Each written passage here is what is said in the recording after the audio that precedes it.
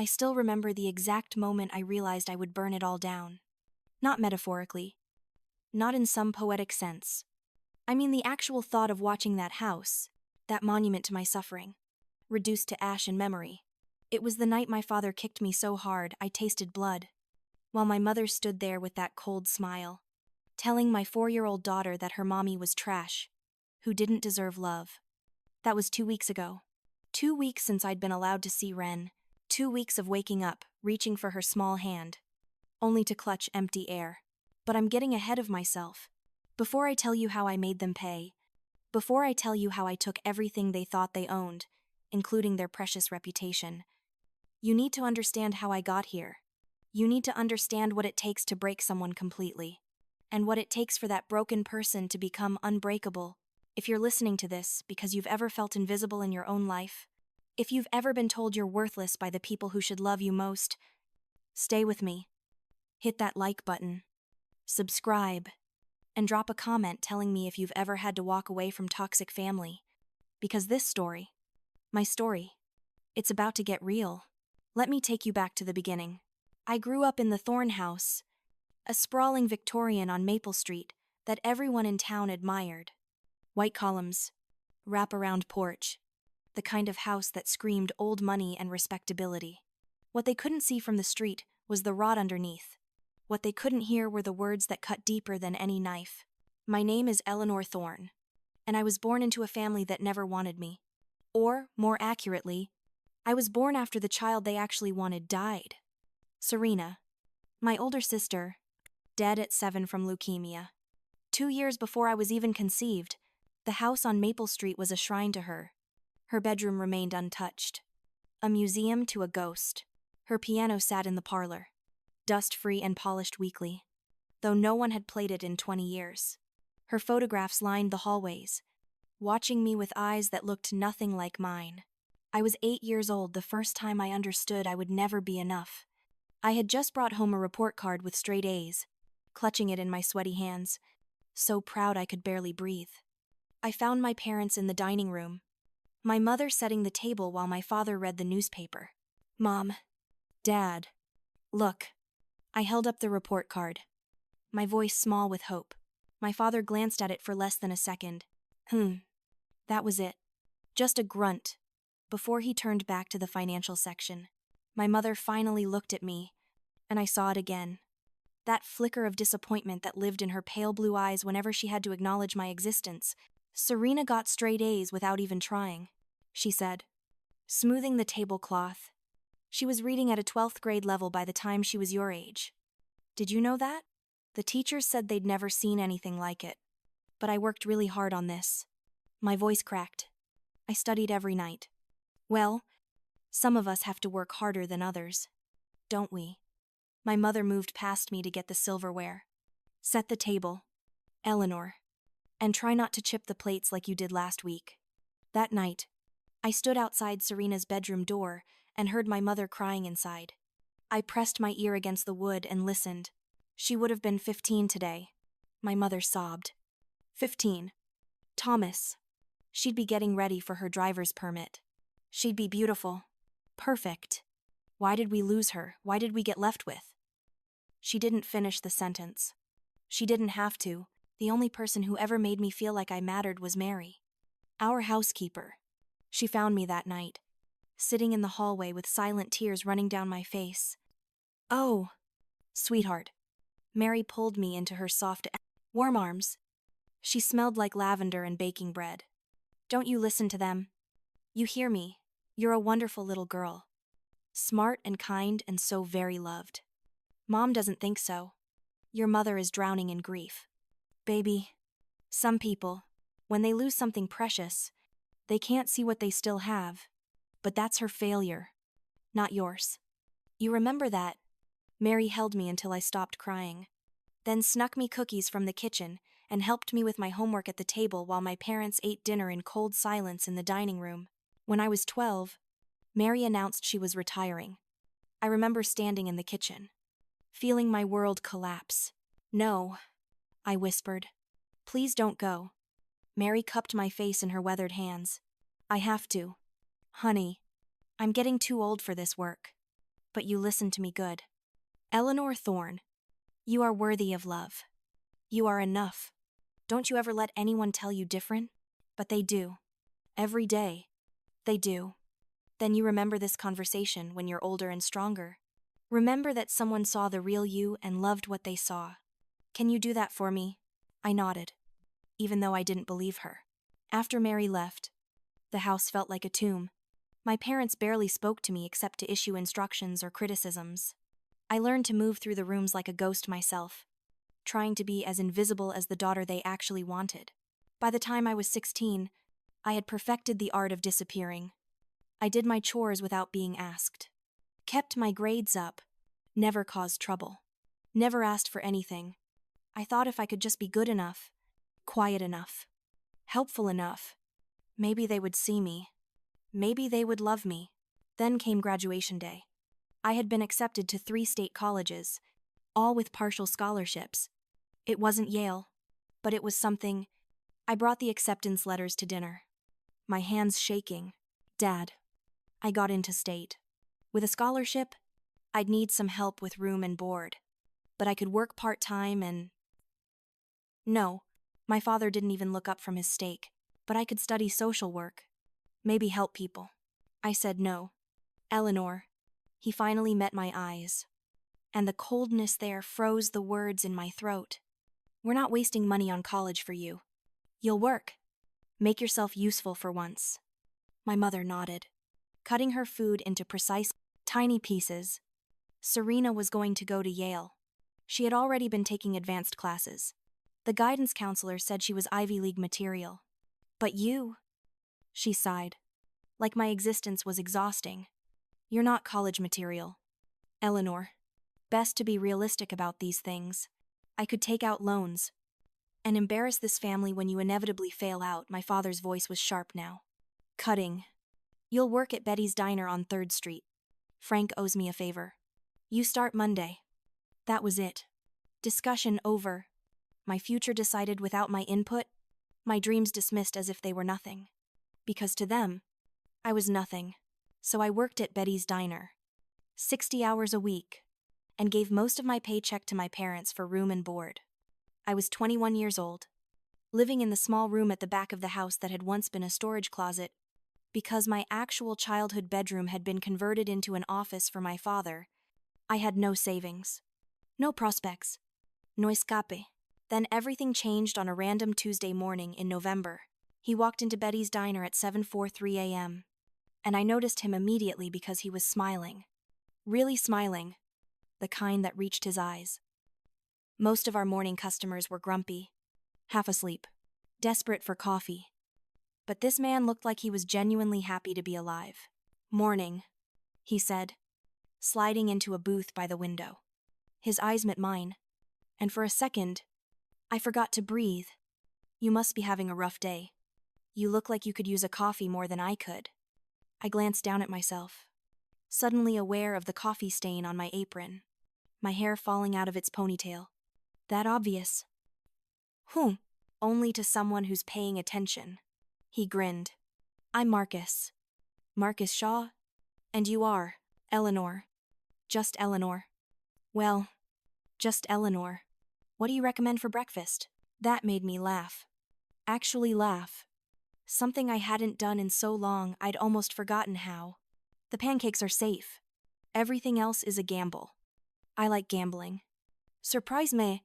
Over the next 3 weeks, Marcus came in every Tuesday and Thursday morning, always sitting in the same booth, always asking me to surprise him with breakfast. We talked during the slow moments. He told me about his job as a mechanic, his dreams of opening his own shop someday, his love of terrible action movies. I told him about, well, not much. What was there to tell? That I was a 21-year-old waitress living in her parents' storage closet. But Marcus didn't seem to mind my silence. He filled it with stories and jokes and questions that weren't invasive, just genuinely curious. About my favorite color, blue, like the ocean I'd never seen. About what I did for fun, read library books when my parents were asleep. About my dreams I lied and said I didn't have any, because saying them out loud made them hurt more. Then, one Thursday, He did something unexpected. He slid a piece of paper across the table with his phone number on it. "Go out with me," he said. "Dinner and a movie. Something terrible with lots of explosions. My treat." "I can't. I work most nights. Then coffee. Or a walk. Or we can sit in my truck in a parking lot and listen to the radio. I don't care what we do. Eleanor, I just want to spend time with you without you having to bring me pancakes first." "Why?" The word came out smaller than I intended. "Why me?" Marcus looked at me like I'd asked the strangest question in the world. "Because when you smile, really smile, it's like watching the sun come out. Because you're kind to the rude customers and patient with the old ones who can't decide what to order. Because you recommended the pancakes, even though it meant a smaller tip, just because you didn't want me to have a bad meal. Because you're beautiful and you don't even know it." "Should I keep going?" I said yes. Of course I said yes. How could I not? We dated for 6 months, and they were the best 6 months of my life. Marcus made me feel visible. He asked about my day and actually listened to the answer. He held my hand in public like he was proud to be seen with me. He called me beautiful and smart and funny. All these things I had never believed about myself. When I got pregnant, I was terrified. We'd been careful, but not careful enough. I stared at the positive test in the diner bathroom and felt my world tilting sideways. I told Marcus after my shift, in his truck in the parking lot where we'd spent so many evenings talking. My hands were shaking so badly, I could barely get the words out. "I'm pregnant." The silence stretched for what felt like an eternity. I waited for him to start the truck and drive away, leaving me just like everyone else eventually did. Instead, he started laughing. Not mean laughter, but joyful, almost shocked. "Are you serious? We're having a baby?" "Marcus, I'm sorry. I know this isn't..." "Sorry," he turned to me, his eyes bright with tears. "Eleanor, this is amazing. Scary as hell, but amazing. We can do this. Together, I promise you. We'll figure it out." He proposed the next week with a ring he'd bought from a pawn shop. Silver with a tiny diamond that caught the light. We were sitting in that same parking lot, eating drive-through burgers. "It's not much," he said, holding out the box, "but I'm going to spend the rest of my life making you happy. I'm going to be the family you never had. Marry me." I said yes through happy tears. And for the first time in my life, I felt hope. My parents were less enthusiastic. I told them at dinner the next night. My engagement ring hidden in my pocket because I was too scared to wear it in front of them. "I'm pregnant," I said, my voice barely audible over the clink of silverware. My mother's fork clattered to her plate. My father's face went red, then purple. "You're," what my mother hissed. "I'm going to have a baby. And Marcus and I are getting married." Married. My father's voice was dangerously quiet. "That mechanic who comes into the diner. The one with grease under his fingernails and no college degree. He's a good man. Dad. A loves me. Of course he does," my mother said, her voice dripping with disgust. "You're easy. Serena would have never been so careless. Serena would have never thrown her life away on some nobody." "Serena's dead." The words exploded out of me before I could stop them. "She's been dead for 23 years. When are you going to accept that I'm your daughter too, that I'm here? That I'm real?" My father stood so fast, his chair fell backward. For a moment, I thought he might hit me. Instead, he pointed at the door. "Get out of my sight. You want to ruin your life, fine. But you'll do it somewhere else." "Where am I supposed to go?" "Not my problem." He turned his back on me. "You made your choice." I ran to my storage room and started throwing clothes into a garbage bag, tears streaming down my face. I called Marcus from the ancient landline phone, my voice breaking. "They kicked me out. I have nowhere to go." "Come here," he said immediately. "Come to my apartment. We'll figure it out." But 3 days later, my mother called. Her voice was cold. Formal. "Your father has reconsidered. You may continue living here until after the birth. We'll even allow you to have a small wedding here, in the backyard, for appearances." "Why would you?" "Because despite everything, you're still a thorn. And thorns don't have children out of wedlock where the whole town can see. You'll get married. You'll have this baby. and you'll learn to live with your choices. Do you accept? I should have said no. I should have stayed with Marcus in his tiny apartment with the leaky faucet and the neighbors who played music too loud. But I was scared and young and still desperate for any scrap of approval they might give me. Yes, I whispered. I accept. The wedding was exactly as cold as I expected. 40 people in metal folding chairs. A ceremony that lasted 12 minutes. My mother's face tight with embarrassment the entire time. But Marcus held my hand through all of it and whispered, "One day we'll have the wedding you deserve. I promise." Ren was born on a rainy April morning, and the moment they placed her in my arms, I understood love for the first time. Real love. The kind that asked for nothing and gave everything. She was perfect, with her tiny fists and downy dark hair, and I promised her, right there in that hospital room, that I would never make her feel the way my parents made me feel. You are wanted. I whispered against her soft head. You are loved. You are enough. Always. Always enough. Marcus tried. He really did. But reality set in fast when Ren came home from the hospital. He was working long hours at the garage, and I was back at the diner 6 weeks postpartum, because we needed the money. The fight started small. A forgotten diaper run. A night he went out with friends and didn't come home until dawn, while I walked the floor with a screaming baby. Then they got bigger. I can't do this anymore, Marcus said one night when Ren was 6 months old. We were in his apartment. Ren finally asleep in her crib. And I was so exhausted I could barely stand. Can't do what? This. Any of this. I'm 23 years old. Eleanor. I should be out with my friends. Living my life. Not changing diapers and arguing about money. You said we'd figure it out together. I know what I said. He wouldn't meet my eyes. But I didn't know it would be this hard. I love you. I do. And I love Ren. But I'm drowning here. I need space. Space turned into a week. A week turned into 2. And then one day I came home from work to find his apartment cleaned out. A note on the table that said, "I'm sorry. I'm not strong enough for this. You and Ren deserve better." He was gone. Phone disconnected. No forwarding address. Just gone. I moved back into my storage room at my parents' house because I had no choice. Marcus had stopped paying rent on the apartment. I had $89 in my bank account, and a baby who needed formula and diapers.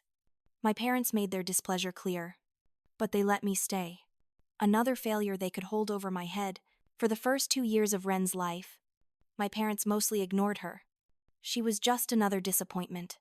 Proof of my poor choices. But something shifted when Ren turned 3. I came home from my shift one afternoon to find my mother sitting on the floor with Ren, building blocks scattered around them. Mama Ren ran to me, and I scooped her up, breathing in her shampoo smell. "Look what Grandma got me," she pointed to an elaborate wooden block set, the kind that cost more than I made in a week. "That's wonderful." "Baby." I looked at my mother over Ren's head. "You didn't have to do that." "I wanted to." My mother's voice was soft, almost kind, and it set off alarm bells in my head. "She's getting to be such a big girl. She reminds me of someone." I didn't need to ask who. It started small after that. My mother offering to watch Ren while I worked. My father buying her a toy piano, the same model Serena had played.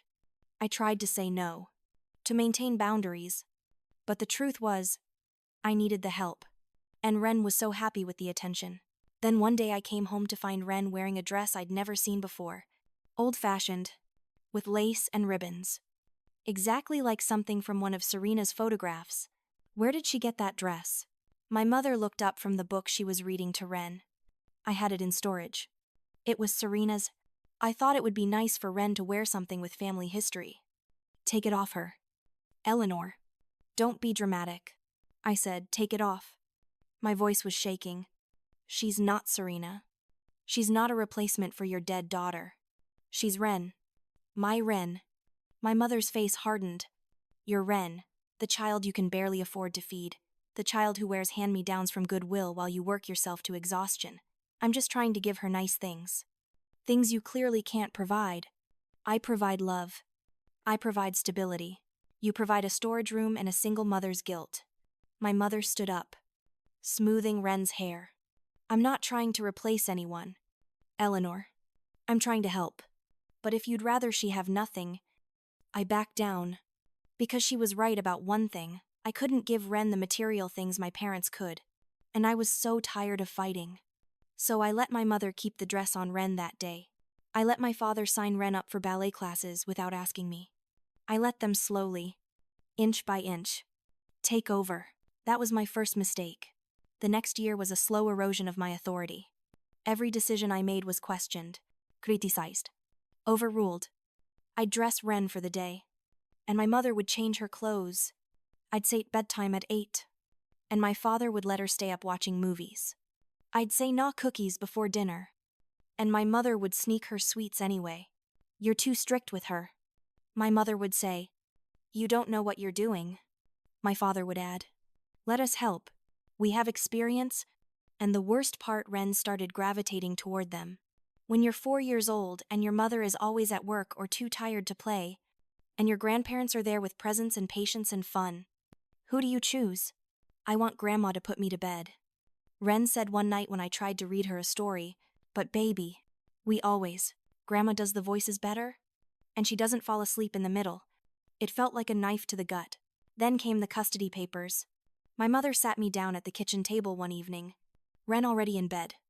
My father standing in the doorway like a sentinel. We need to talk about Ren's future.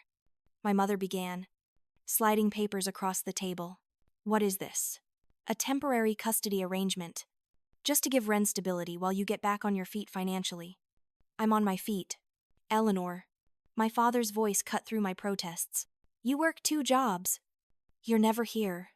Ren asks for us more than she asks for you. We have the resources to give her a good life. A stable life. Private school. Music lesson. A real bedroom instead of a storage closet. This says you want primary custody. My hands were shaking as I read the document. This says I'd have visitation rights to my own daughter.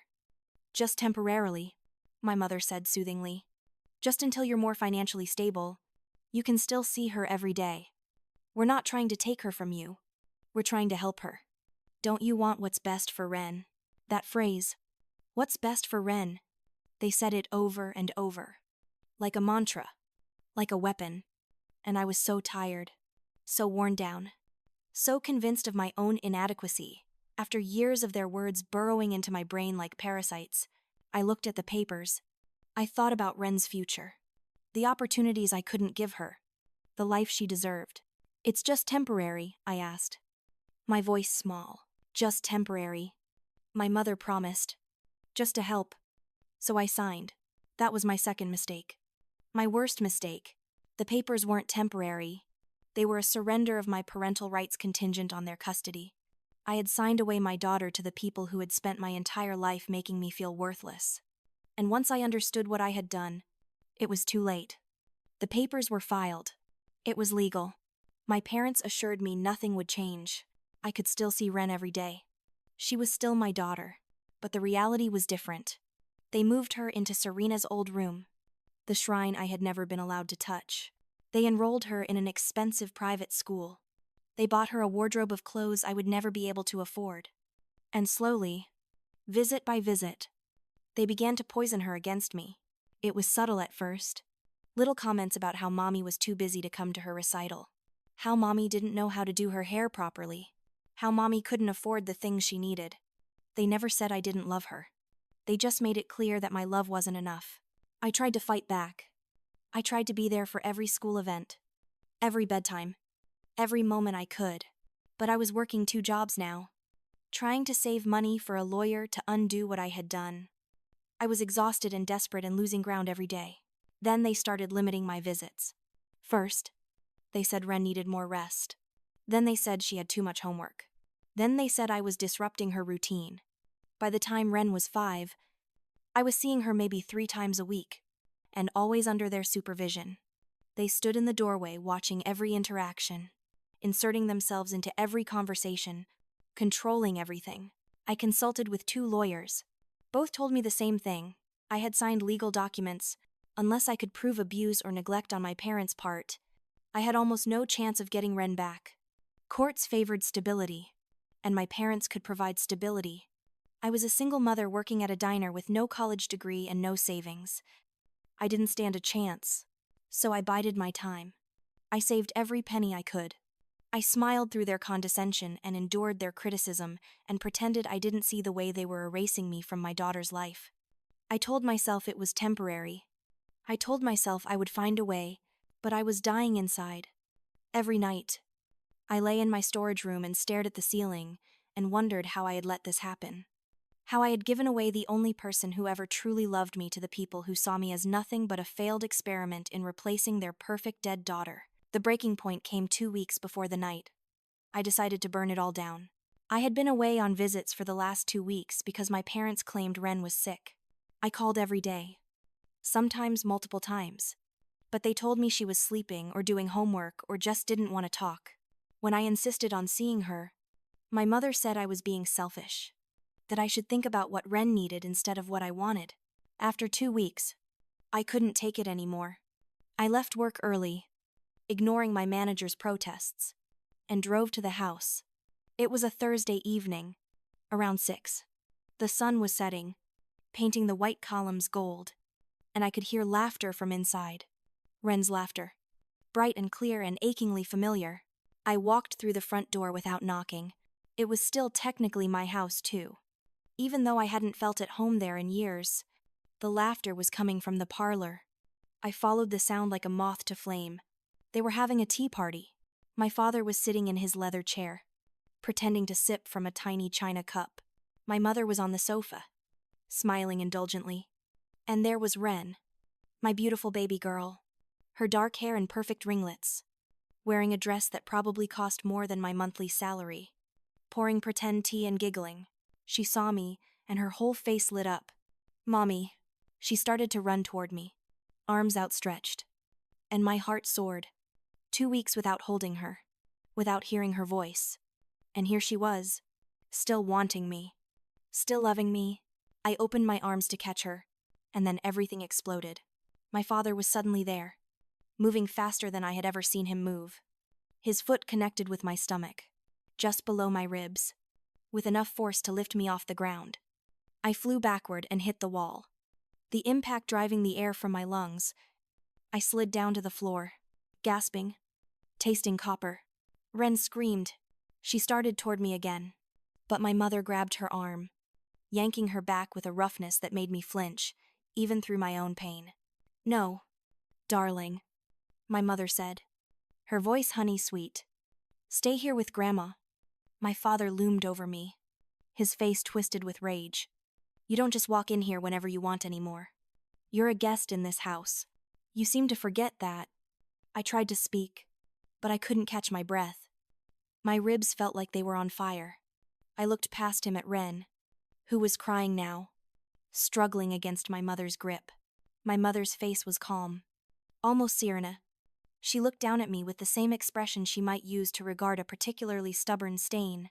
"This is what happens when you don't know your place.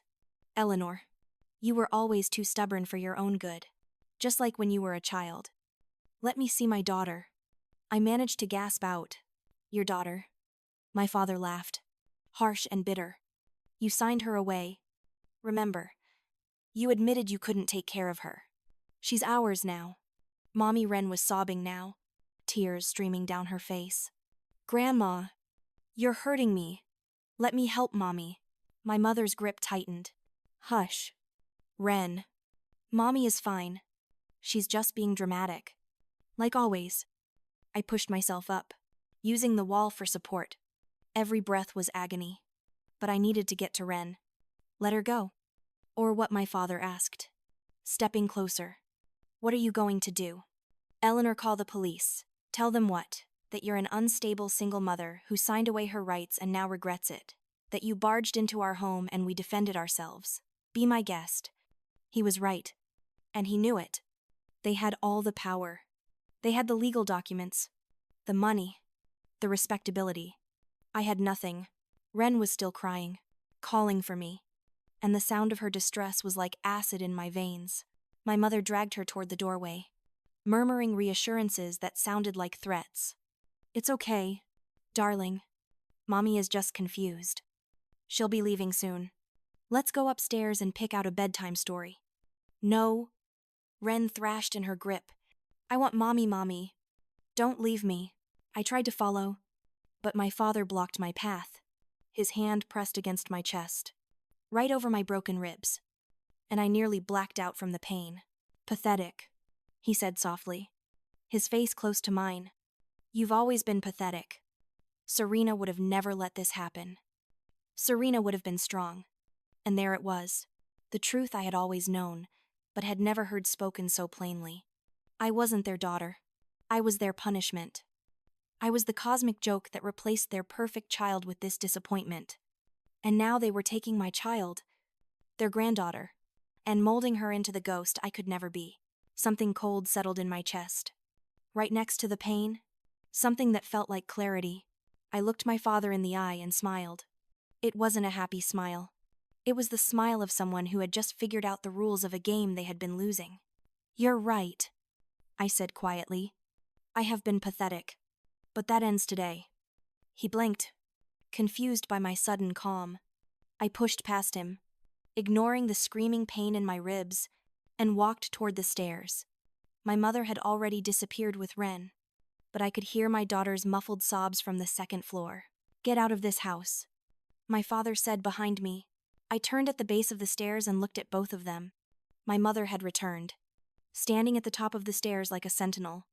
My father stood in the parlor doorway, arms crossed. I will, I said, but not for long.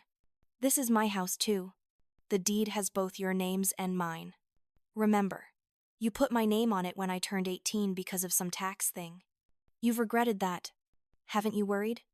I might have a claim to my third if you died. My mother's face went pale. I had never, in my entire life, mentioned the house deed. They had forgotten I even knew about it. I'm coming back, I continued, my voice steady despite the pain. And when I do, you're going to wish you had killed me when you had the chance. Because I'm going to take everything from you, not just Ren. Everything. My father laughed, but it sounded uncertain. You don't have the resources to fight us. You're a waitress. I walked to the door, each step carefully controlled. At the threshold, I turned back one more time. You taught me that power doesn't come from money, I said. It comes from information, from knowing exactly where to hurt someone. You taught me that by using it on me my whole life. Thanks for the lesson. I walked out, leaving the door open behind me. I didn't slam it. I didn't need to. The silence I left behind was louder than any slam could be. I drove to the emergency room. I told them I had fallen downstairs. They took x-rays and confirmed 3 cracked ribs, heavy bruising, and soft tissue damage. They asked if I wanted to file a police report. I said no, not yet, but I needed documentation. Everything documented. They gave me copies of everything. Suspicious, but unable to force the issue. That night, back in my tiny rented room above a laundromat that I had finally scraped together enough to afford 2 months ago, I stared at the medical documents and made a plan. I couldn't fight them with money. I couldn't fight them with lawyers. But I could fight them with truth. And I could fight them with patience. I called an old number I had saved years ago. Evelyn Reed, a social worker who had tried to help me when I was a teenager, dealing with my parents' emotional abuse. She had given me her card and told me to call if I ever needed anything. That was 12 years ago, but I dialed anyway. She answered on the 3rd ring. I told her everything. She listened without interrupting. And when I finished, she was quiet for a long moment. Eleanor, she finally said, do you understand what you're proposing? Yes. It won't be easy. They're going to fight you with everything they have. I know. You might lose. I've already lost, I said. I've lost my daughter. I've lost my dignity. I've lost 25 years of my life. I have nothing left to lose and everything to gain. Another pause. Then, okay, here's what we're going to do. Over the next week, Evelyn helped me build a strategy. She explained that I needed evidence. Real evidence. Not just accusations. I needed to document patterns of abuse, both toward me and toward Ren. I needed witnesses. I needed to show that my parents were unfit guardians, that they were causing harm. You need to go back there, Evelyn said during one of our planning sessions in her cramped office. I know you don't want to, but you need to be in that house to gather evidence. They won't let me in.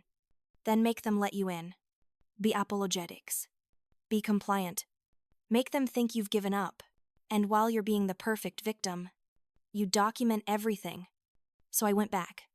I showed up at the house the next day with flowers and an apology. I told my mother I had been stressed and out of line. I told my father I respected their authority. I asked, humbly, if I could please see Ren just for an hour.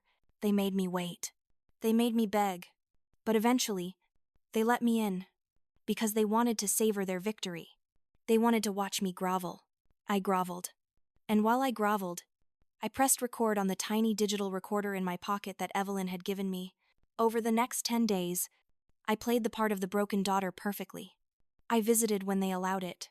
I agreed with their criticisms. I thanked them for their generosity.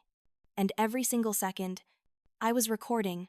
I recorded my father bragging about how he had taught me a lesson with that kick.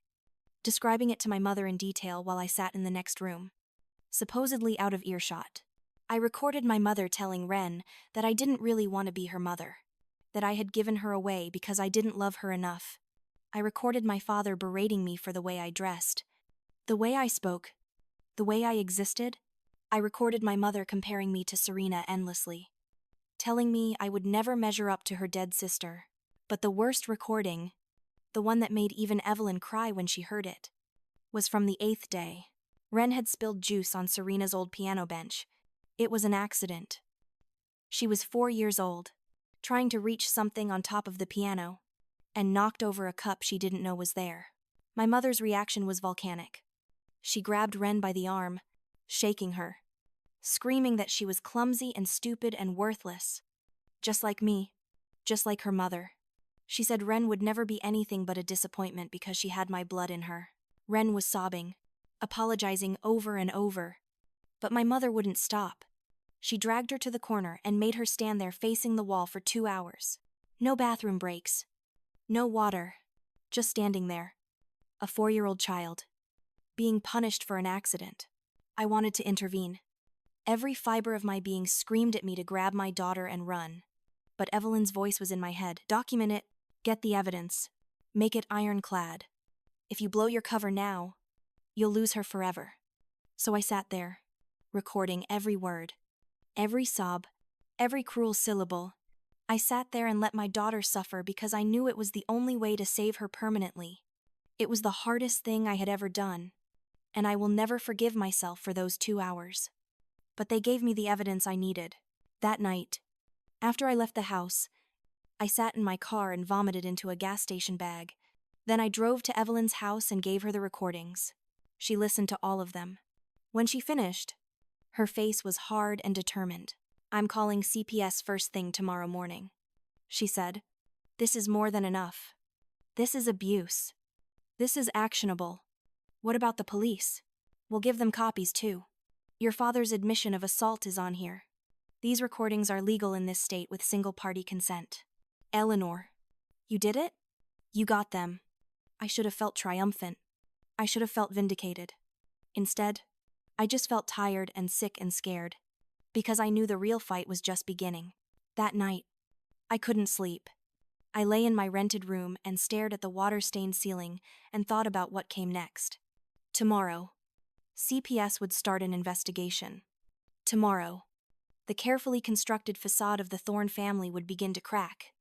Tomorrow, my parents would know I had betrayed them. Tomorrow, they would know I was capable of burning it all down. The next morning came too fast and too slow. I went to work at the diner like normal, pouring coffee and taking orders and pretending my entire world wasn't about to explode. My phone rang at 10:30.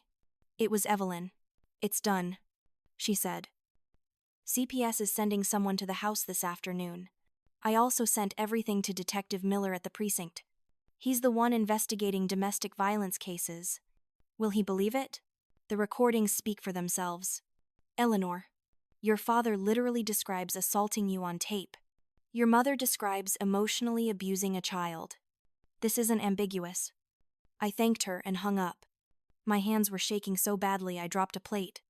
My manager, a kind woman named Gloria, who had known me for years, pulled me aside. "What's wrong, sweetie?" I almost told her everything, but I just shook my head and said I was tired. She looked at me with concern and told me to take the rest of the day off. I drove to a park near my parents' house and waited. I didn't know what I was waiting for. Exactly. I just knew I needed to be close. At 2:47 p.m., I saw them. 2 CPS vehicles and a police car pulled up to the Thorne house. I watched from my car, parked 3 blocks away. As officials walked up to that perfect white porch and rang the doorbell, my phone rang. It was my mother. I didn't answer. She called again. And again. Then my father called. I watched my phone light up with their names and I let it ring. They left voicemails. My mother's first message was confused and angry, demanding to know what I had done. My father's was threatening, promising consequences if I didn't call back immediately. The second round of messages were more desperate. My mother actually crying, asking how I could do this to them. My father trying to sound conciliatory, suggesting we could work this out. I deleted them all without listening to them completely. At 4:15 p.m., Evelyn called. "They're taking Ren into protective custody temporarily. She'll be placed with a foster family for a few days while the investigation proceeds. I've already requested that you be considered for custody given that you're the biological parent and you're the one who reported the abuse. Where is she? Is she scared? I'm sure she is. But Eleanor, this is the process. You knew it wouldn't be pretty. I did know, but knowing didn't make it easier. My daughter was being taken away by strangers because I had reported her grandparents. In her 4-year-old mind, she probably thought I had abandoned her again. That night was the longest of my life. I imagined Ren in some strange house, crying for me, not understanding why Grandma and Grandpa were gone and I hadn't come to get her. I imagined her hating me. I imagined her learning to trust the foster family more than me, just like she had learned to trust my parents. But I had started this. I had to see it through. The next day, Detective Miller called me. He asked me to come to the station to give an official statement. I went immediately. Detective James Miller was in his late 40s, with gray streaks in his dark hair and tired eyes that had seen too much. He gestured for me to sit in a small interview room that smelled like old coffee and disappointment. "Miss Thorne," he began, and I noticed he didn't call me Mrs. Shaw, even though I had technically been married once. "I've reviewed the recordings you provided. I've also reviewed your medical reports from the emergency room visit. I need to ask you some questions." For the next 2 hours, he asked me everything. About my childhood, about my relationship with my parents, about Marcus leaving, about signing over custody, about the night my father kicked me. He took notes, his face impassive, and I couldn't tell if he believed me or thought I was a vindictive daughter making things up. Finally, he set down his pen and looked at me directly. "Why did you wait so long to come forward?" "Because I was scared.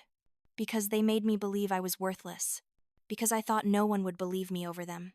Because I had no proof until now. And why now? Because they started hurting my daughter. I can take anything they do to me. I've been taking it my whole life. But Ren deserves better. She deserves to be loved. Not turned into a replacement for a dead child she never met. She deserves a mother who fights for her." Miller nodded slowly. "Your parents have retained a lawyer. A good one. They're claiming you're mentally unstable, that you're making false accusations to get custody back after regretting your decision. They're saying you edited the recordings." My heart sank. Of course they were. Of course they had money for a good lawyer, while I could barely afford groceries. "The recordings are unedited," I said. "Any expert can verify that." "I believe you," Miller said, surprising me.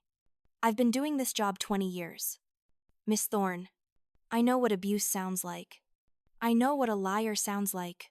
Your parents, they sound like abusers who thought they'd never get caught. We're going to charge your father with assault, your mother with child endangerment and emotional abuse." I started crying then. Not pretty tears, but ugly. Choking sobs of relief and fear and exhaustion. Miller pushed a box of tissues across the table and waited patiently for me to compose myself. "Thank you." I managed to gasp out. "Don't thank me yet. This is going to be a fight. Your parents have resources. They're going to use them. You need to be prepared for this to get ugly. It's been ugly my whole life. I said. I'm ready. The next week was a blur of legal proceedings, interviews, and evaluations. CPS wanted to assess my fitness as a parent. They wanted to see where I lived, understand my financial situation, evaluate my mental health. I opened my life to them completely, hiding nothing. They interviewed Gloria from the diner, who vouched for my work ethic and character. They interviewed my landlord, who confirmed I always paid rent on time and caused no problems. They even tracked down Mary, my childhood housekeeper, who at 78 years old drove 2 hours to testify about what she had witnessed in the Thorn house when I was growing up. Mary held my hand in the waiting room before her interview and said, I should have done more for you when you were little. I should have reported them. I'm sorry. Eleanor, you did what you could. I told her. You were the only kindness I knew. Through it all, my parents fought back. Their lawyer painted me as an unfit mother who had abandoned her child and was now making up abuse allegations out of spite. He pointed to my lack of education, my minimum wage job, my tiny apartment. He suggested I had mental health issues stemming from my perceived neglect as a child, implying I had invented my victimhood. It might have worked, except for the recordings, except for the medical records, except for Ren's own testimony, given in a child-friendly interview room with a trained specialist, where she talked about Grandma yelling at her about the juice and making her stand in the corner, about Grandpa kicking Mommy and making her cry. 3 weeks after I had started this process, I finally got the call from Evelyn. The judge is granting you emergency custody of Ren. You can pick her up today. I don't remember driving to the CPS office. I don't remember filling out paperwork. I just remember seeing Ren in the waiting room, looking small and scared in clothes that didn't quite fit, and dropping to my knees as she ran into my arms. Mommy, she sobbed into my shoulder. I missed you so much. I was so scared. I know. Baby, I know. But you're safe now. You're coming home with me. Forever. Promise-y, I promise. We went back to my tiny apartment, and I showed Ren the room I had prepared for her. It wasn't much a used twin bed. Some stuffed animals from Goodwill. Walls painted a cheerful yellow. But it was hers, and it was free from ghosts. That night, I tucked her into bed and she asked, Mommy, why did Grandma and Grandpa say those mean things about you? I had been dreading this question. How do you explain to a 4-year-old that some people are incapable of love, that some wounds cut so deep they make wounded people in turn? Sometimes people are hurting inside, I said carefully. And when people hurt, they sometimes hurt others. Grandma and Grandpa were hurting, and they hurt us. But that doesn't make it okay. Do you still love them? I thought about that for a long moment. I love the parents I wish I had. I finally said, but I'm learning that I don't have to love people who hurt me, and neither do you. I love you. Mommy. I love you too. Baby. So much. She fell asleep holding my hand, and I sat there in the dark, watching her chest rise and fall, making sure she was real. The legal battle continued for months. My parents' lawyer tried every tactic claiming the custody agreement was binding, arguing that removing Ren from their home was traumatic, suggesting I was coaching Ren's testimony. The recordings kept saving me. Every time they tried to paint me as the villain, I had their own words to prove who the real villains were. The criminal charges moved forward too. My father was charged with assault. The medical records from the emergency room, combined with his admission on the recording, made it an easy case for the prosecutor. He tried to claim it was an accident, that I had tripped, and he had tried to catch me, but the physics didn't match my injuries, and his own words betrayed him. My mother was charged with child endangerment for the incident with Ren and the juice. She argued she was just disciplining her granddaughter, that timeouts were a normal parenting technique, but 2 hours of forcing a 4-year-old to stand in a corner without bathroom breaks, while verbally abusing her, wasn't discipline. It was cruelty. They both took plea deals to avoid trial. My father pled guilty to misdemeanor assault and received probation, mandatory anger management classes, and a restraining order preventing him from coming near me or Ren. My mother pled no contest to child endangerment and received similar terms. It wasn't enough. It would never be enough. But it was something. The custody case concluded 6 months after I had first recorded my father describing assaulting me. The judge terminated my parents' custody rights and granted me full legal and physical custody of Ren. The judge also strongly suggested I consider a restraining order extending beyond the criminal court's order. I took that suggestion. The restraining order was granted. My parents were forbidden from contacting me or Ren, from coming within 500 feet of us, from trying to communicate through third parties. If they violated it, they would face immediate arrest. I should have felt victorious. I had won. I had gotten my daughter back. I had made them pay for what they did, but I didn't feel victorious. I felt empty, hollowed out. All those years of abuse, all that suffering. And what did I get in the end? A legal document and a tiny apartment and a daughter who had nightmares about her grandparents. That's when I realized winning wasn't enough. Justice wasn't enough. I wanted them to understand what they had taken from me. I wanted them to lose everything, the way they had tried to make me lose everything. I wanted revenge. Real revenge. It started small. I knew the Thorne family's social standing was built on appearances, on their reputation as upstanding pillars of the community. My father was on the board of the country club. My mother was president of the Historical Society. They donated to charities and threw parties and smiled for photographs. All of that was built on a foundation of respectability. And I had the sledgehammer to shatter that foundation. I reached out to a local journalist, a woman named Rebecca Chen, who ran an investigative column for the regional newspaper. I had read her work before, in-depth pieces about corruption, abuse of power, hidden scandals. I sent her an anonymous email with a single sentence. Would you be interested in a story about child abuse and domestic violence in a prominent local family? She responded within an hour. We met at a coffee shop 2 towns over. I wore sunglasses and a baseball cap, paranoid despite the restraining order. Rebecca was younger than I expected, maybe 30, with sharp eyes and a recorder that she placed on the table between us. I need to record this, she said, and I need to verify everything you tell me. If you're willing to go on the record, I can write this story. If you're not, I can still write it, but it'll be weaker. I'll go on the record, I said. I'm done hiding. For the next 3 hours, I told her everything. My childhood, the comparisons to Serena, the emotional abuse, the financial control, signing away custody, the assault, the recordings, the legal battle. I gave her copies of court documents, medical records. And yes, the recordings themselves. Rebecca listened to the recordings with a professional detachment that slipped only twice: once when she heard my mother telling Ren I didn't love her enough to keep her, and once when she heard my father describing the kick with pride in his voice. This is going to destroy them, Rebecca said when I finished. Good? I replied. The article ran 3 weeks later on the front page of the Sunday edition. The headline read, "Behind the White Columns, a story of multi-generational abuse in a prominent local family." Rebecca had done her homework. She had interviewed Mary, who corroborated my childhood experiences. She had gotten statements from CPS and the police department confirming the investigations and charges. She had spoken to Evelyn Reed, who carefully discussed the case without violating confidentiality. She had even tracked down 2 of my parents' former employees who had witnessed their treatment of me but had been too afraid to speak up before. The article didn't use my parents' names directly, but it didn't need to.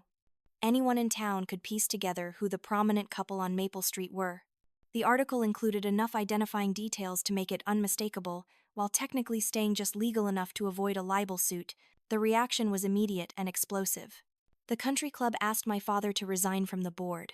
The Historical Society held an emergency meeting and removed my mother as president. Friends and social acquaintances who had smiled at them for years suddenly remembered prior commitments when invited to dinner. The whispers started, the kind of whispers that destroy reputations. Did you hear? I always thought there was something off about them. That poor daughter. That poor child. My father called me, violating the restraining order in his fury. I didn't answer, but he left a voicemail that I immediately forwarded to Detective Miller. In it, my father raged about how I had destroyed them, how I was an ungrateful bitch, how he would make me pay. The police arrested him for violating the restraining order. He spent a night in jail. My mother sent a letter through her lawyer. Since she couldn't contact me directly, It was 5 pages of single-spaced vitriol, accusing me of being a liar, a manipulator, a destroyer of families. She said I had always been jealous of Serena, that I had always been difficult, that everything I touched turned to ruin. She said she hoped I was happy now that I had destroyed her life. I read the letter once, then burned it in my kitchen sink. But the strange thing was, I didn't feel happy. I felt justified, vindicated, even satisfied, but not happy. Because revenge doesn't heal wounds. It just proves you can wound in return. Ren was in therapy now, working through her trauma with a child psychologist who specialized in family abuse cases. She was having fewer nightmares, smiling more, starting to trust that I wasn't going to disappear or send her away. But she still asked about her grandparents sometimes. Her child's mind unable to fully process why people who gave her presents and told her they loved her also hurt her and hurt me. "Do Grandma and Grandpa still love me?" she asked one night at bedtime, 3 months after the article ran. "I think they loved you in the only way they knew how," I said carefully. "But their way of loving hurt you, and that's not what love should be." "What should love be?" I tucked her favorite stuffed rabbit under her arm and kissed her forehead. "Love should make you feel safe. It should make you feel like you matter. It should never make you feel scared or small. That's the kind of love I'm going to give you every single day. That's the kind of love I give you too, Mommy." And just like that, my daughter healed a wound I didn't know I had. A year passed, then another. Life normalized in ways I never expected. I got promoted to shift supervisor at the diner. I saved enough money to move us to a small 2-bedroom apartment in a better neighborhood. Ren started kindergarten and made friends and came home with finger paintings and stories about recess. We had movie nights and pancake breakfasts and bedtime stories. We had a life. I didn't hear from my parents directly, though I heard about them through Gloria at the diner, who knew someone who knew someone. I learned that they had become recluses. They rarely left the house. Their friends had abandoned them. My father had developed health problems. Stress-related, the rumors said. My mother had aged a decade in 2 years. Part of me felt guilty for that. The part of me that had spent my whole life trying to earn their love wondered if I had gone too far. If I should reach out. If family meant you were supposed to forgive. But then I would look at Ren, thriving and happy and safe. And I remembered why I did what I did. I didn't do it for revenge. Not really. I did it to protect my daughter from becoming what I had been, a ghost haunting her own life. Never quite real enough to matter. On Ren's 7th birthday, we threw a party at our apartment. She invited 6 friends from school, and they ran around screaming and eating cake and making a mess. And it was perfect. As I watched her blow out her candles, her face glowing with joy, I realized I had won. Not because I had destroyed my parents. Not because I had gotten revenge. But because I had built something they could never touch, a home filled with real love. That night, after the guests had left and Ren was asleep, exhausted and happy, I sat on my balcony with a cup of tea and thought about everything that had happened. The abuse, the custody battle, the recordings, the article, the aftermath. All of it felt like another lifetime. Something that had happened to someone else. But it had happened to me, and I had survived it. More than survived it, I had won. My phone rang. An unknown number. I almost didn't answer, but something made me pick up. Eleanor. The voice was old, wavering, barely recognizable. "My father, you're violating the restraining order," I said calmly. "I know. I don't care anymore. I needed to talk to you." I should have hung up. I should have called the police immediately. But curiosity kept me on the line. "Your mother," he continued, his voice breaking. "She's in the hospital. Stroke. They don't think she'll make it through the night. She's asking for you." I felt nothing. No sadness. No guilt. No urge to rush to her bedside. Just empty calm. "No," I said simply. "Eleanor. She's dying. Whatever happened between us, she's your mother." "She was never my mother," I replied, and my voice was steady, clear, certain. She was Serena's mother. I was just the disappointment who came after. "You both made sure I knew that every single day of my life. We made mistakes," he said. And now he was crying. This man who had kicked me, who had spent my childhood crushing me. We were grieving. We didn't know how to move on from losing Serena. We took it out on you. And that was wrong. But Eleanor, please, she's dying. Don't let her die thinking you hate her. I don't hate her, I said, and realized it was true. I don't hate either of you. I just don't care about you anymore. You're strangers who hurt me, and I don't owe strangers my forgiveness, even when they're dying. What about Ren? Doesn't she deserve to know her grandmother? And there it was. The manipulation. The guilt. The same tactics they had always used. But they didn't work anymore. I was no longer the broken girl, desperate for crumbs of affection. Ren deserves to be safe, I said. She deserves to be loved without conditions. She deserves a mother who protects her.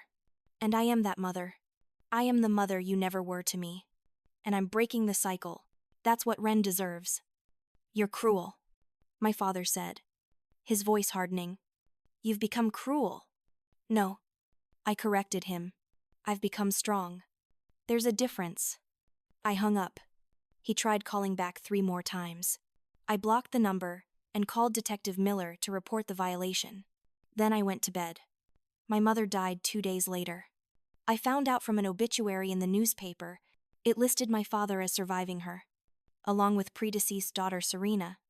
I wasn't mentioned at all. Erased from the family history, like I had never existed. It was fitting. Really. They had spent my whole life trying to erase me. This was just the final act. I didn't go to the funeral. I didn't send flowers. I didn't acknowledge her death in any way except to feel a strange, distant relief that at least one chapter was finally closed. Ren asked why we weren't going to Grandma's funeral. I told her the truth, being in child-appropriate terms. Sometimes people hurt us so badly that we need to stay away from them, even after they're gone. It doesn't mean we're bad people. It means we're protecting ourselves. She thought about that, then nodded. Okay. Mommy. And that was the last time she asked about her grandparents. 2 years later, my father died. Heart attack. Sudden and massive. I didn't find out for a week because no one thought to notify me. By the time I knew, he was already buried, laid to rest next to Serena and Lucille in the town cemetery. I went to visit the grave once, a month after his death. I stood in front of the 3 headstones: Serena Elizabeth Thorne, beloved daughter, taken too soon; Lucie Marie Thorne, devoted wife and mother; Thaddeus James Thorne, respected community member. The lies were carved in stone. I thought I would feel something standing there: anger, sadness, closure. But I just felt empty. These people, who had shaped my entire existence through their cruelty, were just bones in the ground now. They couldn't hurt me anymore. They couldn't hurt Ren. They were gone. I left without saying a word, and never went back. The estate, which included the house on Maple Street, came to me. As the only surviving child, despite everything, I inherited it all. The house, the money, the accumulated wealth of the Thorne family. My father's lawyer seemed surprised when I showed up to claim it. I sold the house immediately, furniture and all, to a developer who wanted to tear it down and build condos. I didn't even go inside one last time. I just signed the papers and took the check. The money was substantial, enough to pay off my debts, buy a modest house with a yard for Ren, and set up a college fund that would ensure my daughter never had to struggle the way I had. Enough to quit the diner and go back to school myself, finally getting the education my parents had denied me. I donated a portion to the local domestic violence shelter and the child advocacy center that had helped with Ren's case. The rest I invested carefully, creating security for my daughter's future. It felt like justice. They had tried to break me, to keep me dependent and powerless. And in the end, their legacy gave me the power to build the life they had always said I didn't deserve. Today, 5 years after that night, when my father kicked me, I'm 30 years old. I have a bachelor's degree in social work. I work for CPS now, helping other people in situations like mine. Ren is 9, thriving in school, obsessed with soccer and Harry Potter. She still has occasional bad dreams, but they're getting rarer. She doesn't remember much about her grandparents anymore, and I don't remind her. The past is the past, and we're building a future that has nothing to do with the Thorn legacy. Sometimes people ask me if I regret how everything happened. If I regret fighting back, recording them, destroying their reputation, refusing to reconcile even when they were dying. I don't. Because here's what I learned. You don't owe kindness to people who were cruel to you. You don't owe forgiveness to people who never truly apologized. You don't owe your presence to people who made you feel worthless. And you don't owe your child to people who would turn her into what they tried to turn you into. Family isn't about blood. It's about love and respect and safety. The family I have now, me and Ren, we're more of a family than the Thorns ever were. I didn't burn down the house like I said I would that night. I didn't need to. I did something better. I walked away and built a new one. A home where ghosts aren't welcome. Where children know they're loved. Where the past doesn't dictate the future.